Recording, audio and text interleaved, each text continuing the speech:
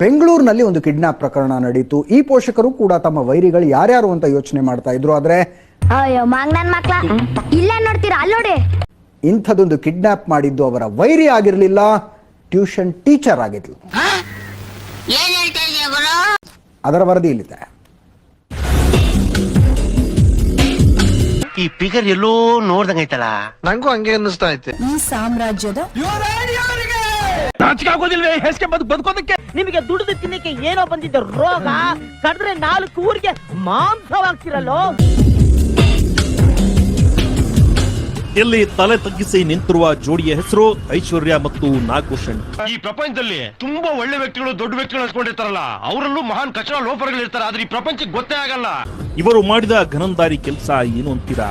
ಅದು kidnap. Loafer ಮುಂಡೆ, ಕಿತ್ತೋದ್ ಮುಂಡೆ, ಏಯ್ ನೀನ್ ಎದ್ರಗ್ ಸಿಗಾಕಳೆ, ನೀನು ನಿನ್ಗೆ ಹಬ್ಬ ಕಾಣಿಸ್ಲಿಲ್ಲ ಅಂದ್ರೆ. ತನ್ನ ಮನೆಗೆ ಪಾಠ ಹೇಳಿಸಿಕೊಳ್ಳಲು ಬರುತ್ತಿದ್ದ 14 ವರ್ಷದ ಹುಡುಗಿ ಪವಿತ್ರಾಳನ್ನ ಇವರಿಬ್ಬರು ಸೇರಿ ಕಿಡ್ನಾಪ್ ಮಾಡಿದ್ರು. ಎಂಥ ಪ್ಲಾನ್ ಮಾಡಿದ್ರಿ, ಎಂಥ ಬ್ರಿಲಿಯಂಟ್ ತಲೆ ರೀ. ಯಾರ ಈ ದೇಶದಲ್ಲಿ ಒಳೆಯುತ್ತೇನ್ರಿ ತಲೆ. ಕಾರಣ 25 ಲಕ್ಷ ರೂಪಾಯಿ ಹಣ. ಇದು ನಡೆದಿದ್ದು ರಾಜಾಜಿನಗರದ ಜೋಗನಹಳ್ಳಿಯಲ್ಲಿ.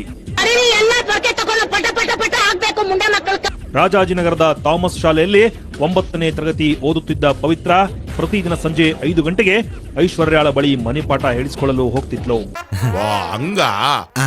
ಇದರಿಂದ ಐಶ್ವರ್ಯ ಮತ್ತು ಪವಿತ್ರಾಳ ಹೆತ್ತವರಾದ ಸುರೇಶ್ ಮತ್ತು ರತ್ನಮ್ಮರ ನಡುವೆ ಒಳ್ಳೆ ಸಂಬಂಧ ಇತ್ತು.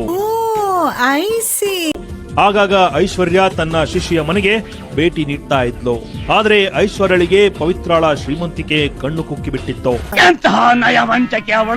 ಅದು ಅಲ್ಲದೆ ಅವಳ ಮುಂದೆ ಪವಿತ್ರಾಳ ಪೋಷಕರು ಆಗಾಗ ದುಡ್ಡಿನ ವಿಷಯ ಮಾತಾಡ್ತಿದ್ರು. ಅಯ್ಯೋ ನಿಮ್ ಯೋಗ್ಯತೆಗೆ ಎಷ್ಟು ಬೆಂಕಿ ಹಾಕ. BA ಮಾಡಿ 3 ವರ್ಷದ ಹಿಂದೆ ಶ್ರೀನಗರದಲ್ಲಿ ಅದ್ಯಾವುದೋ ಕೆಲಸಕ್ಕೆ ಸೇರಿಕೊಂಡಿದ್ದವಳಿಗೆ ಪರಿಚಯವಾದವನೇ ಈ ನಾಗಭೂಷಣ್. ಬಾಬಾ ಹೆಂಗಸ್ರವ್ರಲ್ಲ ಇವರು. ಇಷ್ಟ ಹೇಳಕ್ ಇಷ್ಟಪಡ್ತೀನಿ. ಓಕೆ ಫ್ರೆಂಡ್, ಬಾಯ್.